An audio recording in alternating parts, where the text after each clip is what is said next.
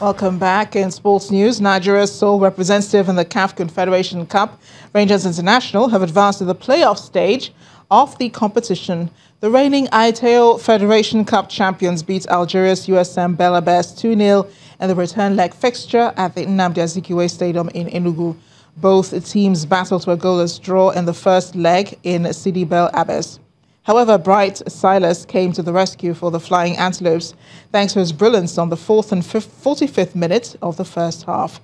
Rangers still have a hurdle to cross before qualifying for the group phase of the competition, as they will face a losing team from the preliminary round of the CAF Champions League. Super Eagles forward Odion Yalo is confident the three-time African champions can win the 2019 Africa Cup of Nations. The Changchon Yatai forward believes with adequate preparations, Nigeria can emerge winners for a fourth time. After missing the previous two tournaments, the Super Eagles qualified for the 32nd edition of the Africa Football Showpiece with a game to spare against Seychelles.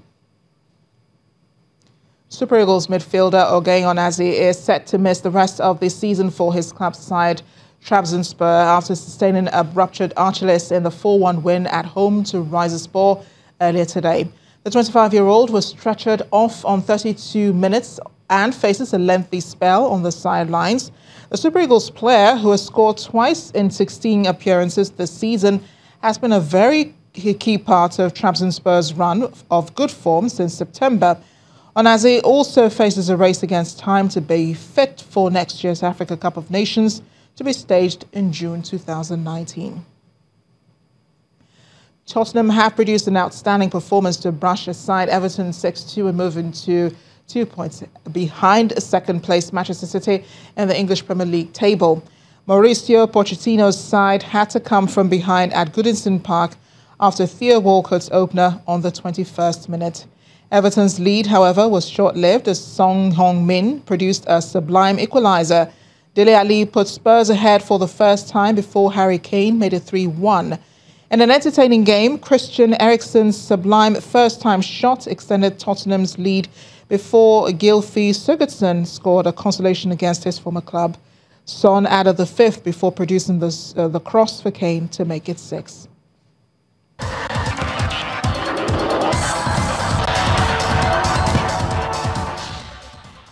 Victim identification has started after tsunami struck the Indonesian islands of Java and Sumatra, killing at least 222 people and injuring 843 others.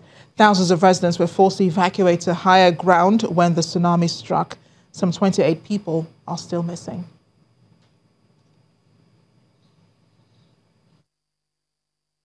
Destroying hundreds of buildings and uprooting trees. Coastal residents reported not seeing or feeling any warning signs, such as receding water or an earthquake, before waves 2 to 3 meters high washed ashore.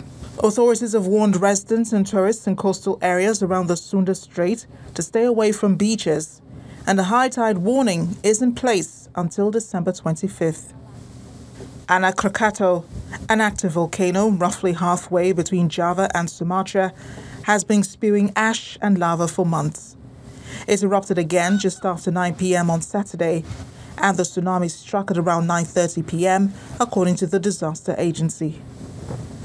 The timing of the tsunami over the Christmas holiday season evoked memories of the Indian Ocean tsunami triggered by an earthquake on December 26th in 2004. It killed 226,000 people in 14 countries, including more than 120,000 in Indonesia. In the meantime, search and rescue operations have continued. It's been a torrid year for the vast archipelago that sits on the Pacific Ring of Fire. Successive earthquakes flattened part of the tourist island of Lombok in July and August, and a double quake and tsunami killed more than 2,000 people on Sulawesi Island in September. And the main news again, the presidential candidate of the People's Democratic Party, Atiku Abubakar, today faulted the 2019 budget presented by President Muhammadu Buhari, describing it as failing to address current realities in the country. Also today, Vice President Professor Yemi Osinbajo went on a door-to-door campaign in various parts of Lagos. The Vice President also met with different groups ahead of the 2019 general elections.